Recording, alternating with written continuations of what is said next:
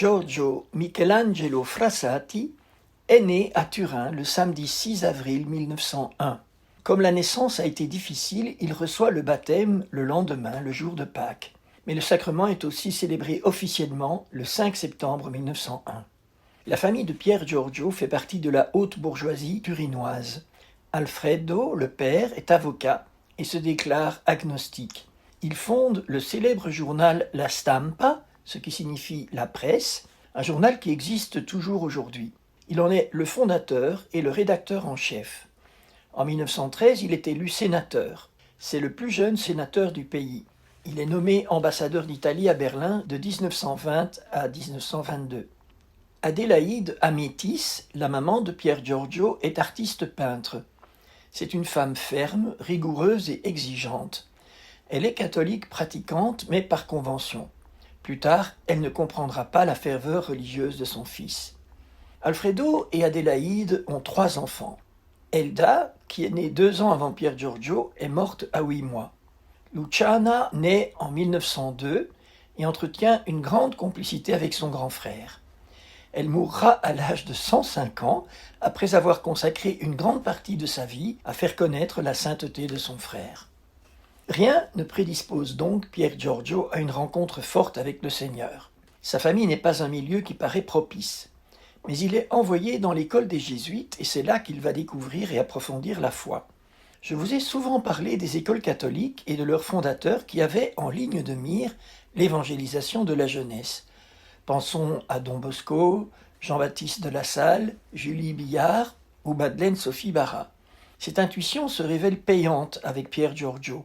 Il a même un directeur spirituel, un père jésuite, qui lui suggère de participer tous les jours à l'Eucharistie et de communier quotidiennement.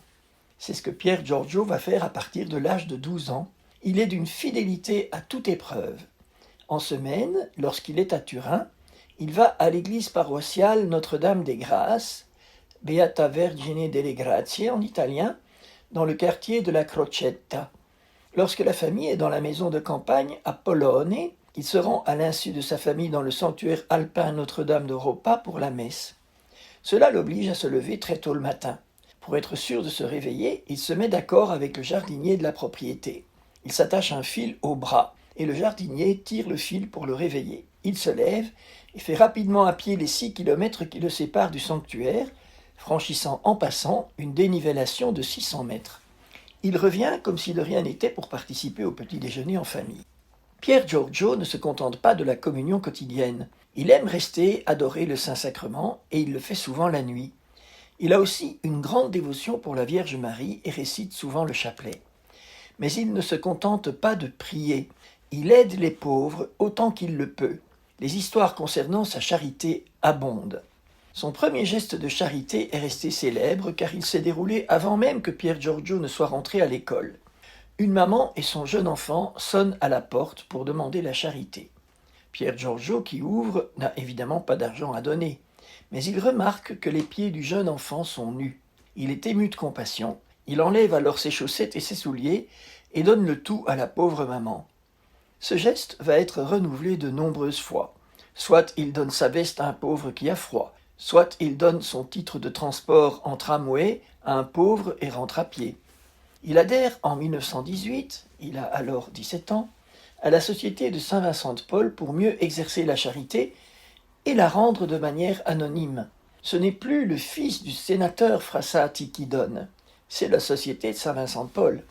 Avec la société, il visite les familles pauvres et rassemble du matériel chez les gens bien nantis pour les donner aux nécessiteux. Il distribue ainsi de la nourriture, des meubles, des médicaments, des vêtements. Il aide les sans-abri à trouver un logement, les chômeurs à se remettre au travail, etc. Il fréquente comme bénévole la Casa della Piccola Providenza de Saint-Benoît-Joseph Cotolengo, dont je vous ai déjà parlé. Il y a une habitude de Pier Giorgio qui me touche beaucoup.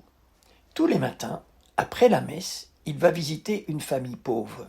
Il explique qu'il s'agit en fait d'un échange de bons procédés. Je cite « Jésus me rend visite chaque jour dans l'Eucharistie, et moi, je lui rends humblement la visite en visitant les pauvres. » Fin de citation.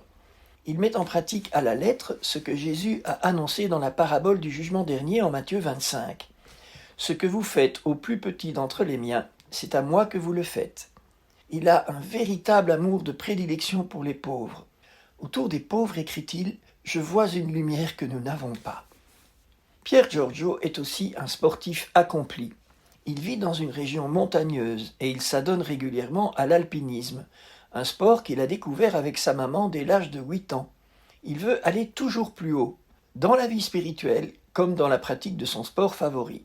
Il franchit des sommets de plus en plus hauts, mais sans être pour autant téméraire.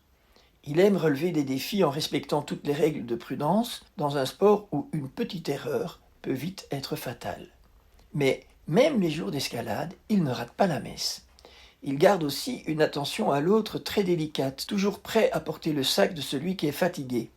Un jour, constatant qu'un de ses amis est fatigué, il demande à tout le groupe de s'arrêter parce qu'il ne se sent pas bien, évitant ainsi à son ami l'humiliation de manifester sa faiblesse. Pier Giorgio pratique aussi d'autres sports, vélo, voile, randonnée, escrime, équitation. Il participe même à une compétition de ski à Soulsdouw. Ce n'est donc pas par hasard que Jean-Paul II l'a nommé patron des sportifs. Pier Giorgio s'engage aussi en politique. Il milite pour le nouveau parti démocrate chrétien qui se lance, le PPI. Il écrit dans le journal du parti, le Momento. Au cours d'une manifestation à Rome, il est arrêté par la police avec ses compagnons. Interrogé sans ménagement par les policiers, ceux-ci apprennent qu'il est le fils de l'ambassadeur d'Italie en Allemagne. Ils veulent le relâcher, mais Pier Giorgio refuse de sortir de prison si on ne libère pas aussi ses amis. Ils sont tous libérés immédiatement. L'arrivée de Mussolini et du fascisme attriste profondément Pier Giorgio. De Berlin, où il est avec sa famille, il écrit à un ami « J'ai donné un coup d'œil au discours de Mussolini et tout mon sang bouillait dans mes veines. Je suis vraiment déçu par l'attitude des populaires. Où est la foi de nos hommes ?» s'interroge-t-il. Il termine en disant que l'Italie est tombée, je cite, « entre les mains d'une bande de fripouilles ». Fin de citation. Il ne faut pas croire que Pier Giorgio soit un chrétien triste, bien au contraire. Il est bien d'accord avec saint François de Sales qui affirme qu'un saint triste est un triste saint. Tout le monde aime sa joie de vivre, ses rires et même ses blagues, jamais méchantes. Dans l'adolescence, Pier Giorgio ressent l'appel au sacerdoce, mais sa mère s'y oppose formellement.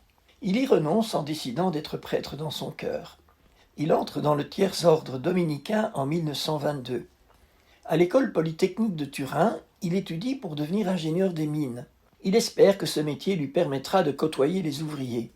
En 1923, il tombe amoureux d'une jeune fille, Laura Hidalgo, mais n'ose pas la présenter à sa famille car elle n'est pas du même milieu. Il comprend que cet amour est impossible et il y renonce. En juin 1925, Pier Giorgio finit ses études. Il obtient son diplôme d'ingénieur des mines. Mais le 29 de ce mois, il ressent différentes douleurs musculaires. Personne de sa famille ne fait attention à lui parce que sa grand-mère est à l'agonie. Elle meurt le 1er juillet 1925 et tout le monde croit qu'il a seulement une petite grippe. Quand on commence à s'inquiéter, le 3 juillet, soit plus de 5 jours après le début de ses symptômes, on fait venir le médecin. Le diagnostic ne tarde pas. C'est une poliomyélite fulgurante qu'il a contractée en visitant l'une ou l'autre famille pauvre. Sa famille ne lui révèle pas la gravité de son état. Son directeur spirituel, appelé à son chevet, lui annonce qu'il se pourrait bien qu'il voie bientôt sa grand-mère. Et il meurt le 4 juillet 1925. Il avait annoncé « Le jour de ma mort sera le plus beau jour de ma vie ». La nouvelle de la mort de Pier Giorgio se répand dans la ville comme une traînée de poudre. Les gens disent « Le saint de Turin est mort ». Lorsque les funérailles sont célébrées, la famille de Pier Giorgio n'en revient pas. Des milliers de personnes s'amassent au passage du cortège funèbre. Tous les pauvres de la ville viennent rendre un dernier hommage à celui qui les a servis en secret, à l'insu de ses parents qui découvrent, après sa mort, l'immense rayonnement de leur fils, qu'ils considéraient comme un raté et un doux rêveur, parce qu'il était croyant.